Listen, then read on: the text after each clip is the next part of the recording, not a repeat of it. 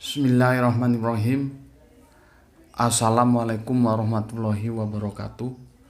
Ashadu an la ilaha illallah, ashadu anna Muhammad Rasulullah. Allahumma sholli ala sayyidina Muhammad wa ala ali sayyidina Muhammad kama sholaita ala sayyidina Ibrahim wa ala ali sayyidina Ibrahim fil alamina innaka hamidum majid. Senang sekali bisa bertemu dengan kalian semua, pewer-pewerku tercinta. Dan kita lanjutkan kajian kita kali ini ya.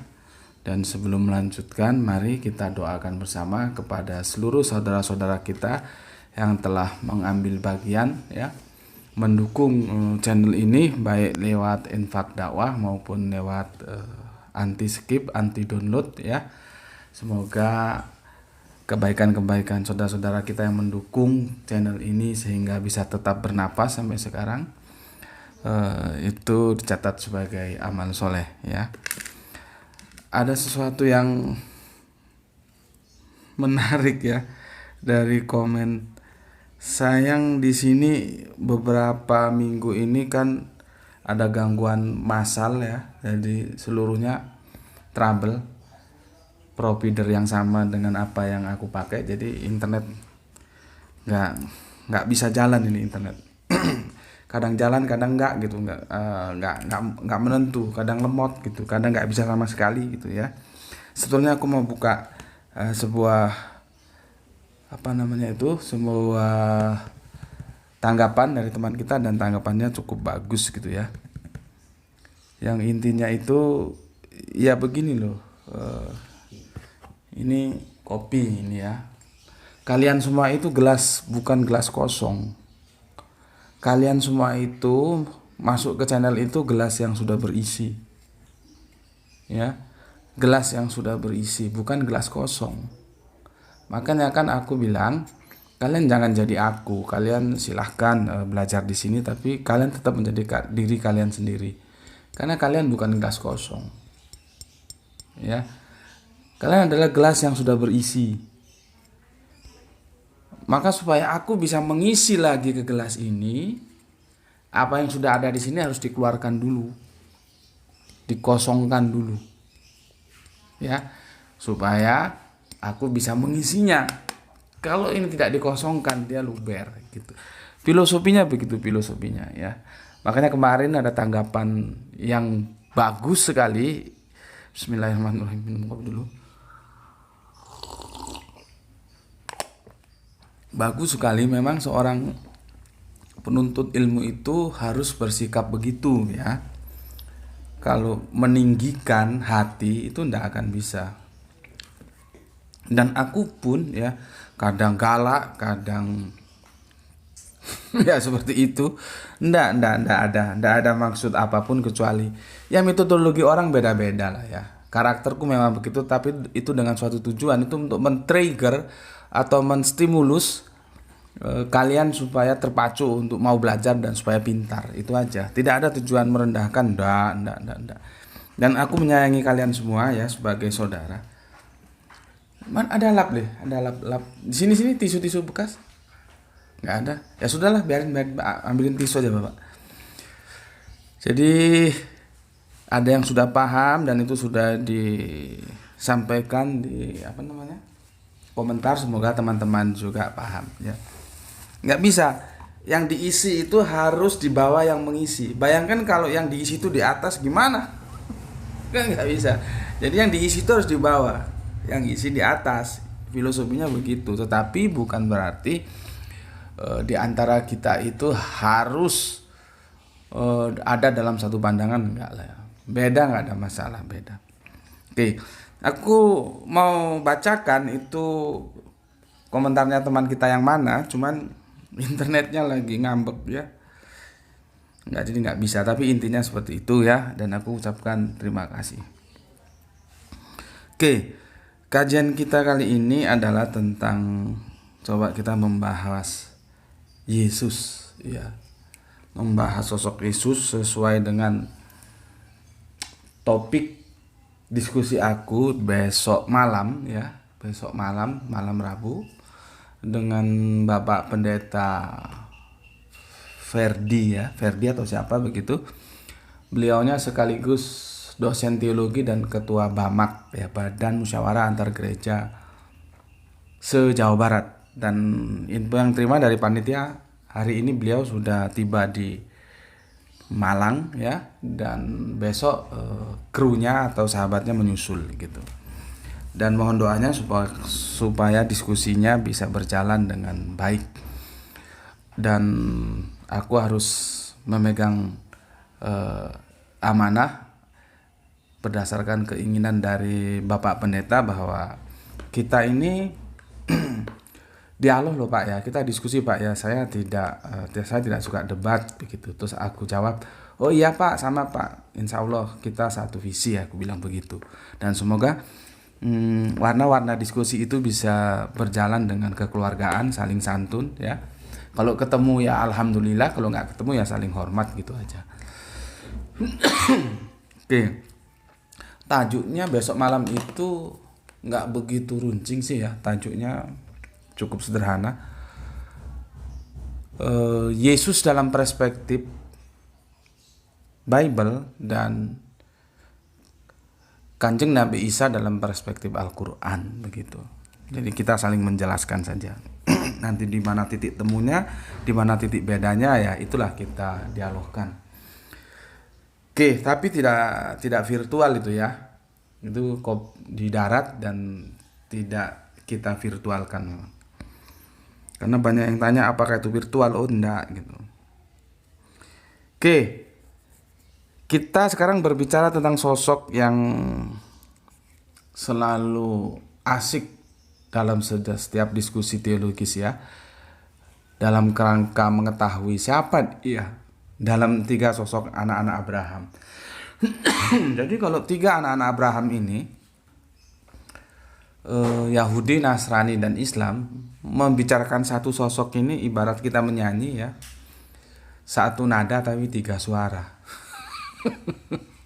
Nadanya nada apa? Nada A ya, tapi yang satu A minor, satu A mayor, satu A yang setengah itu ya. Kalau di main jazz kita seperti Michael Frank itu nadanya kalau A itu dia ais gitu ya, macam-macam lah ya. Memang satu sosok ini menjadi bahan yang hangat untuk dibicarakan. Kita kasih judul, Yesus bukanlah Tuhan atas langit dan bumi. Jadi Yesus ya bukanlah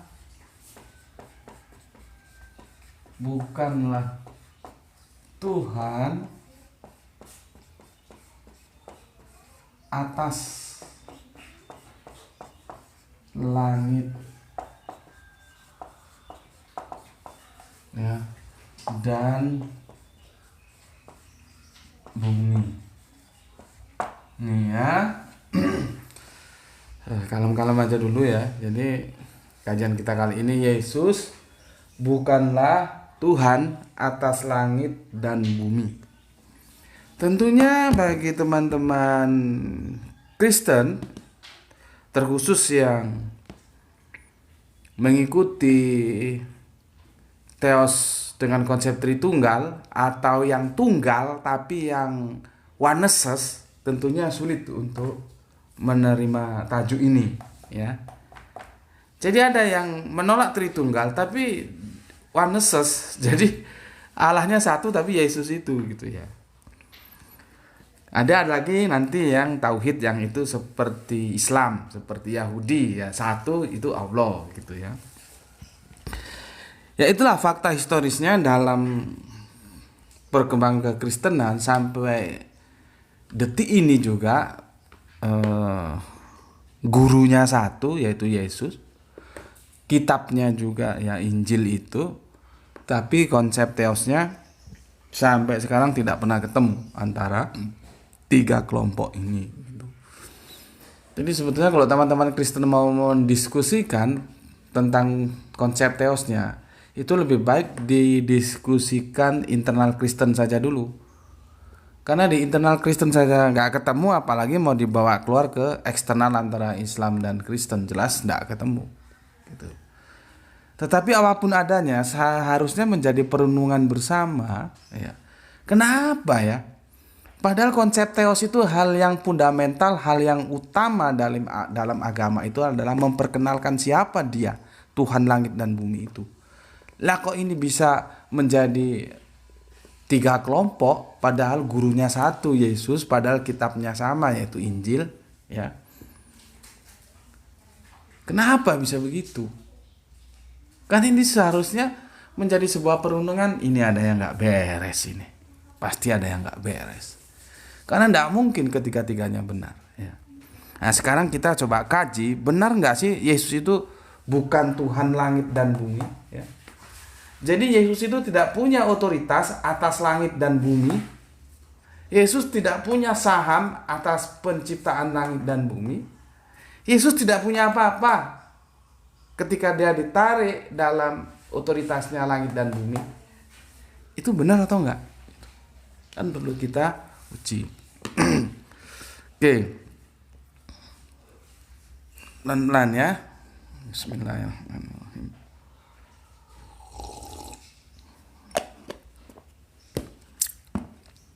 Coba buka di kitab Perjanjian Baru ya. Kitab Perjanjian Baru yaitu Matius 11:25.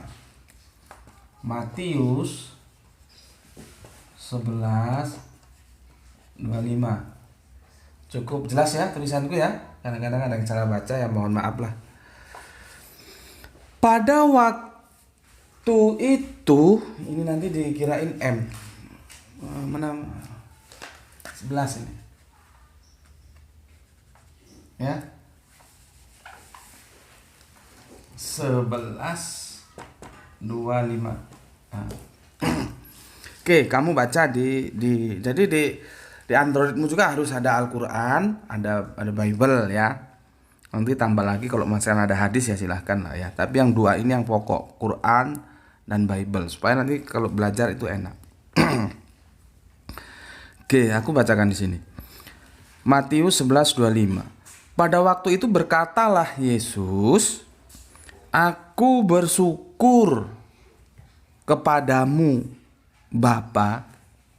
Nah, sebetulnya ini kalau kamu runut ikuti kajianku mesti tahu nanti siapa sebetulnya yang dimaksud Bapa oleh Yesus itu ya. Oke, aku ulangi. Gak salah, videonya 3 bulan yang lalu sudah kita unggah ya. Bapa yang dimaksud Yesus itu siapa gitu. Oke.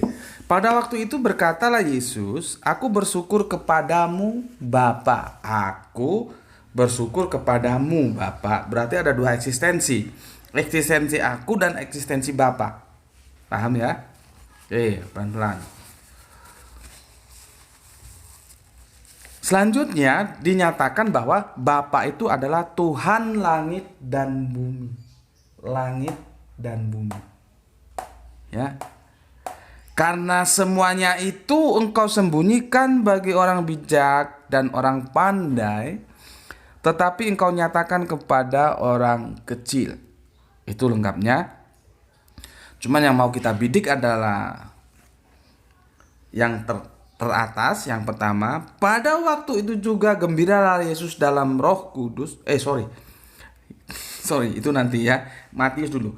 Pada waktu itu berkatalah Yesus, "Aku bersyukur kepadamu Bapa, Tuhan langit dan bumi." Berarti Yesus Tuhan langit dan bumi bukan? Gitu loh. Ya. Narasinya kan jelas seperti itu.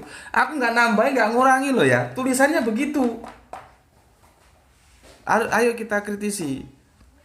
Kalau aku bersyukur, itu mesti ada pihak yang kedua. Kepada siapa aku bersyukur? Itu sudah dua eksistensi loh. Sama di sini. Aku bersyukur kepadamu. Akunya siapa? Yesus. Munya siapa? Bapa. Bapaknya Yesus siapa? Dulu sudah pernah kita kaji. Videonya sudah ada 3 bulan yang lalu, tidak salah. Ya. Terus dinyatakan yang dia sebut Bapa itu adalah Tuhan langit dan bumi. Pertanyaanku, apakah Yesus Tuhan langit dan bumi? Sederhana. Kalau kita mau taat terhadap Alkitab itu sederhana untuk mendapatkan jawaban. Who is Jesus? Ya, sederhana. Masalahnya ketika kita sudah mulai tidak taat terhadap Alkitab dan terjerat dalam lembah hitam yang namanya dogma, ya memang agak sulit. Ya, sekarang terserah bagi mereka yang akankah tetap merelakan dirinya babak belur dalam hajaran dogma atau keluar dari dogma itu sendiri, itu pilihan ada di mereka. Ya. Yang jelas Alkitab mengatakan demikian. Oke. Sekarang aku menuju ke Lukas 10:21. Ya. Lukas 10:21. Ya. Pada waktu itu juga bergembiralah Yesus dalam Roh Kudus dan berkata, Aku bersyukur kepadamu Bapa. Siapa dia? Tuhan langit dan bumi. Sama, substansinya sama. Aku bersyukur kepadamu. Di sini ada aku, ya. Bersyukur kepada siapa? Ini Bapa, ya. Siapa dia? Tuhan langit dan bumi. Ini eksistensi sendiri, ini sebagai Tuhan langit dan bumi. Ini bersyukur kepada ini. Kan dua eksistensi. Ya. Kalau makanya Bible itu memang lebih tepat dikatakan hadis ya, karena matannya juga kadang-kadang itu tidak bisa sama gitu ya, ada penambahan, ada pengurangan. Contohnya ini, kalau di Lukas begini, pada waktu itu juga bergembiralah Yesus dalam Roh Kudus. Tapi kalau di Matiusnya ya, pada waktu itu berkatalah Yesus, aku bersyukur kepadamu. Tidak dihadirkan Roh Kudusnya. Pertanyaannya mana yang benar? Ini satu peristiwa kok. Satu peristiwa diceritakan oleh Matius dan Lukas, yang bisa dikatakan ya substansinya oke lah sama, tetapi redaksionalnya berbeda. Di mana Roh Kudus tidak muncul di dalam Matius, tapi dia muncul di dalam Lukas. Itu kan kalau kita teliti, pastilah Matius dan Lukas itu ketika dia mengumpulkan yang disebut Injil karangan, itu dahulunya disebut Injil karangan. Sekarang kata karangannya sudah hilang, tinggal Injil Matius ya. Kalau dulu Injil karangan Matius, Injil karangan Lukas, begitu ya. Mereka berdua itu menggunakan sumber yang berbeda karena pelaporannya berbeda. Sumber berita dari mana? Gitu. Siapa yang dijadikan sumber berita oleh Matius, siapa yang dijadikan sumber berita oleh Lukas, itu beda. Karena redaksional berbeda. Di Matius tidak muncul Roh Kudus, tetapi di dalam Lukas muncul Roh Kudus. Ya. Oke, tapi intinya bahwa aku bersyukur kepadamu Bapa, aku Yesus, mu Bapa. Siapa? Tuhan langit dan bumi. Jadi intinya Yesus bukanlah Tuhan atas langit dan bumi. Gitu loh. Kan begitu. Ya. Gampang kan aku menjelaskannya? Nanti apakah ini dapat dukungan dari Al-Qur'an atau tidak? Coba nanti kita cari meeting pointnya ya. Aku selesaikan dulu di sini. Sekarang di KPR, Kisah Para Rasul ya. Kisah Para Rasul 17:24. Apa katanya? Allah yang telah menjadikan bumi dan segala isinya, Ia adalah Tuhan atas langit dan bumi, tidak diam dalam kuil-kuil buatan tangan manusia. Jadi dalam Kisah Para Rasul, yang disebut dengan Tuhan atas langit dan bumi itu satu nama agung, yang itu Allah. Jelas? Ya. Aku ulangi ya. Kisah Para Rasul 17:24. Allah yang telah menjadikan bumi dan segala isinya, Ia adalah Tuhan atas langit dan bumi. Jadi Tuhan atas langit dan bumi itu Allah ini. Ya, Allah ini. Aku ulangi. Dari Kisah Para Rasul 17:24, Tuhan atas langit dan bumi itu dengan tegas dikatakan Allah ini. Inilah yang dipanggil Bapa oleh Yesus. Ketemu kan di sini? Ya. Jadi, aku bersyukur kepadamu Bapa, Tuhan atas langit dan bumi. Ya. Ini siapa Bapa yang dia maksud? Ya ini, Allah ini.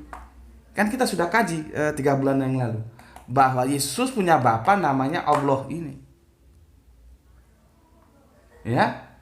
Jadi clear bahwa Tuhan atas langit dan bumi itu Allah. Ya. Sekarang kenapa Allah bisa menjadi Tuhan atas langit dan bumi? Karena yang menjadikan langit dan bumi itu Allah. Kita kembali mundur ke belakang ya, mundur ke belakang tapi paling depan ya.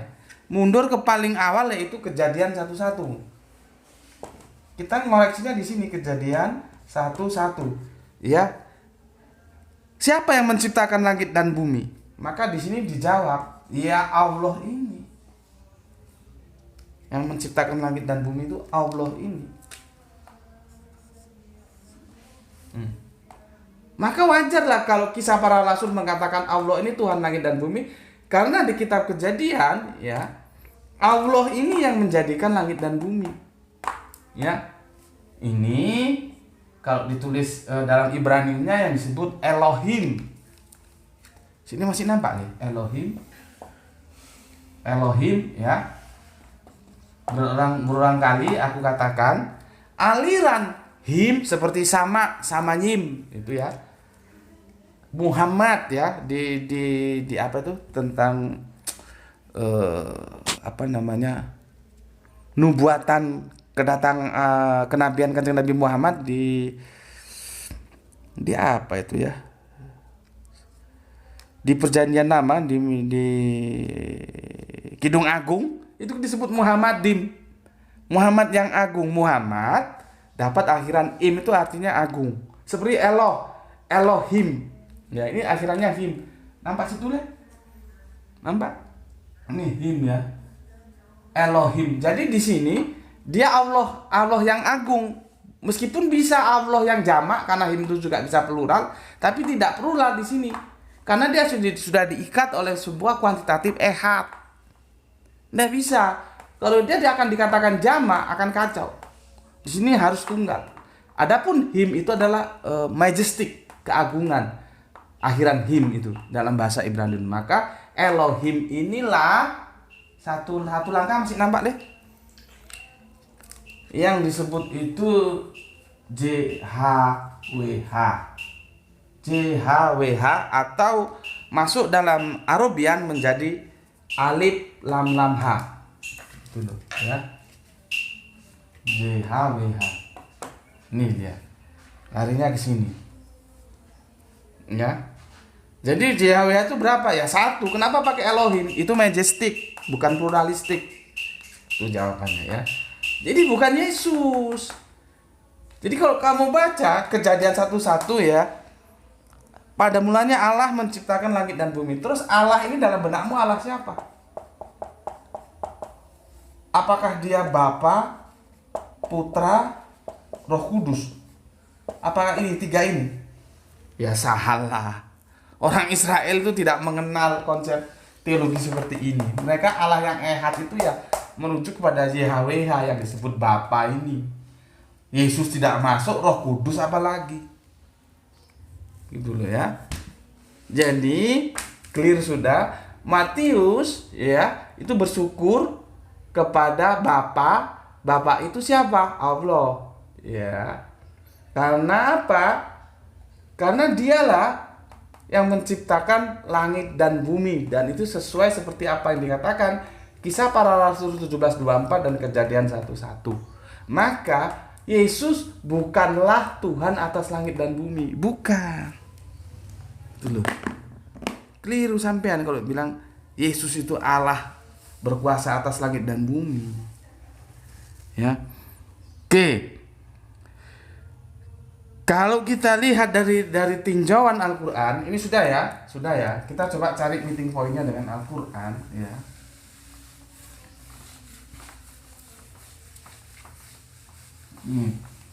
Coba kita kritisi ini.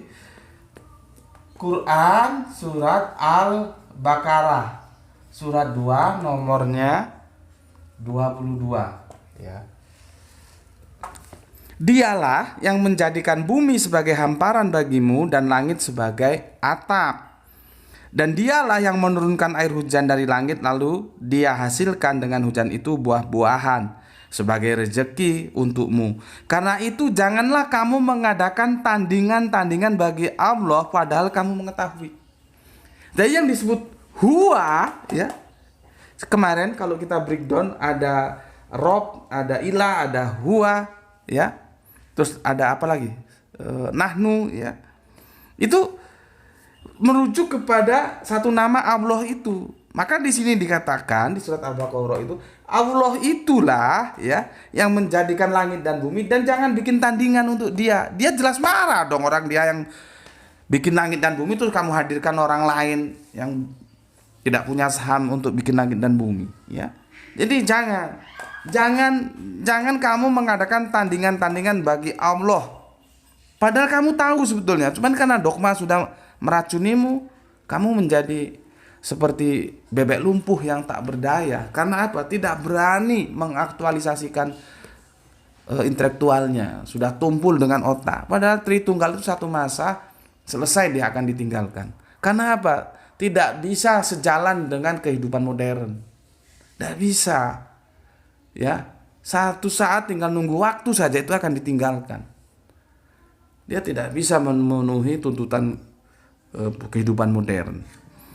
Karena dalam kehidupan modern satu ya satu, nggak ada satu dalam tiga, tiga dalam satu. Ya, seperti ini dijelaskan. Janganlah kamu mengadakan tandingan-tandingan bagi Allah, Allah yang esa itu. Jadi Allah itu esa, jangan bikin tandingan-tandingan. Ya, Ehad, Ahad. Ini sudah kita bahas kan? Ini apa? Tunggal, bukan Tritunggal. Ya. Oke, sekarang kita merujuk ke Quran surat Al-Furqan. Al-Furqan surat 25 ayatnya 1. Kamu buka Al-Quranmu, ya. Maha suci Allah yang menurunkan Furqan, ya. Furqan, kita kemarin sudah bahas Furqan. Jangan bilang Furqan itu Al-Quran loh, ya. Furqan itu bagian dari Al-Quran. Dia nanti perlu ada lagi bayan. Itu juga bagiannya, ya. Ya. Ada lagi hudan yang kita sudah bahas kemarin. Jadi Furqan itu sepertiga dari Al-Quran. Nggak bisa disebut Sumatera itu Indonesia. Iya, tapi harus dipahami bukan hanya Sumatera aja Indonesia. Itu yang tepat bahasanya, Sumatera itu bagian dari Indonesia. Jadi nggak bisa disebut Sumatera itu Indonesia secara utuh. Indonesia itu dari Sabang sampai Merauke, begitu loh, ya. Oke. Maha suci Allah yang telah menurunkan Furqan kepada hambanya, yaitu Kanjeng Nabi Muhammad, agar dia menjadi pemberi peringatan kepada seluruh alam. Itu ayat 1, ya. Ayat 1, ya. Perhatikan tuh ayat 1. Ini asik ini ayatnya. Sekarang kita masuk ke ayat 2. Ya. Ke ayat 2. Ke ayat 2. Yang memiliki kerajaan langit dan bumi. Jadi Allah yang di ayat 1 itu dia yang memiliki kerajaan langit dan bumi, ya. Tidak mempunyai anak, tidak ada sekutu baginya dalam kekuasaannya, tidak power sharing, ya. Power sharing itu menunjukkan ketidakabsolutan. Seperti di dunia politik itu ada power sharing. Itu berarti dia tidak kuat. Kalau dia kuat memenuhi kursi parlemen, dia tidak butuh power sharing. Nah ini kalau ada Allah power sharing itu loh gimana? Kalau 3 itu mesti saling power sharing dia. Gitu loh. Makanya dibantah kan. Yang memiliki kerajaan langit dan bumi, tidak mempunyai anak, tidak ada sekutunya dalam kekuasaannya. Jadi dalam mengaplikasikan kekuasaan tidak perlu power sharing dia. Kalau dia mau matahari terbit di timur ya di timur, di barat ya di barat, semua mau dia. Ya. Oke ya. Dan dia menciptakan segala sesuatu lalu menetapkan ukuran-ukuran yang tepat. Menciptakan segala sesuatu ya. No, itu yang kedua. Sekarang yang ketiga. Masih sama ya. Ini bagus nih Al-Qur'an nih sampai ayat yang ketiga. Namun mereka mengambil tuhan-tuhan selain dia. Setengah jam. Oke. Lalu mereka yang nggak taat terhadap keesaan Allah itu mengambil tuhan-tuhan selain dia. Padahal mereka, maksudnya tuhan-tuhan itu menciptakan tidak menciptakan apapun. Jangankan bumi langit, pasir aja nggak bisa. Yesus itu suruh bikin pasir tuh nggak bisa. Roh Kudus suruh bikin apa ya? Biji zarah sih nggak bisa. Ya, nggak bisa. Ya. Aku ulangi. Namun mereka mengambil tuhan-tuhan selain dia, maksudnya selain Allah untuk disembah ya. Padahal mereka tuhan-tuhan itu ya yang mereka ambil itu tidak menciptakan apapun, bahkan mereka sendiri diciptakan. Bagaimana? Justru yang diciptakan itu dijadikan Tuhan. Seharusnya lucu ya. Jadi ada agama yang Tuhannya membuat manusia, tetapi ada manusia yang membuat Tuhannya jadinya. Jadi Tuhan dibuat manusia, bukan manusia yang dibuat Tuhan. Aduh. Ya aku lanjutkan. Karena sebentar lagi asar nih ya. Namun mereka sorry. Itulah kalau nalar sudah nggak kerja ya begitu. Bismillah. Seharusnya kan Allah yang membuat manusia, bukan manusia yang membuat Allah ya. Oke. Namun mereka mengambil tuhan-tuhan selain dia, padahal mereka, maksudnya tuhan-tuhan itu tidak menciptakan apapun. Bahkan mereka sendiri, tuhan-tuhan itu maksudnya diciptakan dan tidak kuasa untuk bahaya terhadap dirinya dan tidak dapat manfaat serta tidak kuasa mematikan, menghidupkan dan tidak pula membangkitkan. Gak bisa dia membangkitkan. Jadi sesuatu yang tidak bisa membangkitkan itu bukan Tuhan. Yang dalam ini adalah Allah ya. Yesus itu jangan kamu kira bangkit sendiri. Itu Yesus itu dibangkitkan. Gitu loh. Dari situ sudah sederhana kok ya. Kalau dibangkitkan berarti ada yang membangkitkan. Terus otoritas mana antara yang membangkitkan sama yang dibangkitkan? Oke, ya. Mantap sekali ini ya. Quran surat Al-Furqan 25, 1, 2 dan 3 sudah kita tuntaskan ya. Oke. Berikutnya surat Az-Zariyat ya, Quran surat Az-Zariyat ya. Surat 51 ayatnya 23. Ayatnya 23 begini. Katakanlah Muhammad, siapakah Tuhan langit dan bumi? Terus katakanlah Allah, dijelas. Bagaimana? Aku jelaskan tadi di kisah para rasul dan di kitab Kejadian. Siapa yang Tuhan langit dan bumi? Di Quran surat Az-Zariyat 5 Quran surat berapa ini Az-Zariyat? 51 dan 23 disebut langsung Allah ini Tuhan langit dan bumi. Gini. Allah. Ya. Katakanlah Muhammad, siapakah Tuhan langit dan bumi? Ini retorika. Katakanlah Muhammad, suruh tanya, siapa Tuhan langit dan bumi? Gitu. Terus dijelas lagi, katakanlah Allah. Ya. Katakanlah, pantaskah kamu mengambil pelindung-pelindung selain Allah, padahal mereka tidak kuasa mendatangkan manfaat maupun menolak mudarat bagi dirinya sendiri. Katakanlah, samakah orang yang buta dengan yang dapat melihat, atau samakah yang gelap dengan yang terang? Apakah mereka menjadikan sekutu-sekutu bagi Allah yang dapat menciptakan seperti ciptaannya, sehingga kedua ciptaan itu serupa menurut pandangan mereka? Katakanlah, Allah adalah pencipta segala sesuatu dan Dia, ya, di sini pakai Tuhan yang Maha Esa. Ya. Kamu tarik nanti. Ya. Kamu tarik nanti Tuhannya itu ilah atau Rob, ya. Tapi yang perlu kita diskusikan di sini bukan ilah Robnya, itu sudah ya. Yang perlu kita diskusikan adalah Dia Tuhan yang Maha Esa, ya. Tuhan yang Maha Esa. Ya. Jadi tepat sudah, bukan yang Tritunggal, tapi yang tunggal ya, Maha. Ya, itu ada lagi ya.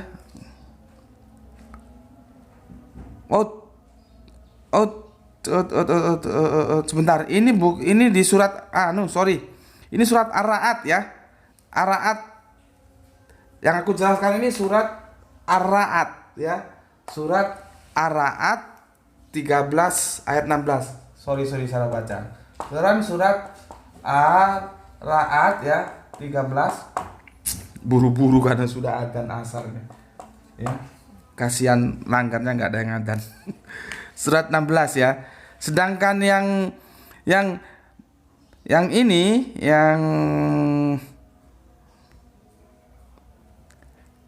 yang Azariyat tadi begini, maka yang ini ya Azariyat, maka demi Tuhan langit dan bumi, sungguh apa yang dijanjikan itu pasti terjadi seperti apa yang kamu ucapkan. Ya, demi Tuhan langit dan bumi, sesuatu yang agung ya, Tuhan langit dan bumi itu agung, maka dijadikan sumpah ya. Oke, itu kajian dari aku ya, maaf ada salah baca sedikit tadi kebalik ya, nanti bisa kalian, yang penting udah tahu nomor-nomornya ya. Ini mau segera adzan ya, kasihan langgarnya nggak ada yang adzan. Itu dulu intinya keputusannya, Yesus bukanlah Tuhan atas langit dan bumi. Lalu siapa Tuhan atas langit dan bumi? Dialah Allah. Bismillahirrahmanirrahim. Alhamdulillahirabbil alamin.